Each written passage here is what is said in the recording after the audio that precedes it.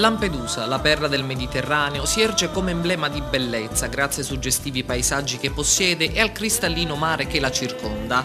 La prima edizione dei Travel's Choice Island Award conferisce all'isola maggiore dell'arcipelago delle Pelagie un posto nel podio delle isole più interessanti e valutate positivamente dai milioni di utenti sul sito internet di viaggi più grande del mondo, insieme a Favignana e Capri, quest'ultima prima in classifica in Italia e terza isola d'Europa. Questo prestigioso riconoscimento, che incorona i luoghi più affascinanti e incontaminati, vede il Mezzogiorno d'Italia, nel particolare Campania e Sicilia, tra le regioni più premiate nella classifica italiana, rispettivamente con 3 e 5 isole nella top 10. Il concorso si è basato sulle numerose recensioni e opinioni che superano il migliaio di viaggiatori che hanno testimoniato la loro preferenza rispetto alle varie isole.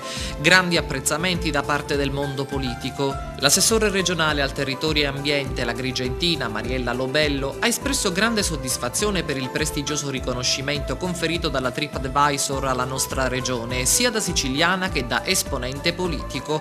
Lampedusa, Ustica, Pantelleria, Vulcano e Favignana testimoniano come la salvaguardia del territorio e lo sviluppo sostenibile siano le chiavi del successo di quelle realtà che il turismo ha consacrato come oasi di bellezza ambientale, ha dichiarato Mariella Lobello. Per questo parchi e riserve naturali si confermano un'importante e fondamentale opportunità di sviluppo e un volano per il rilancio delle economie locali, allo stato attuale in forte difficoltà.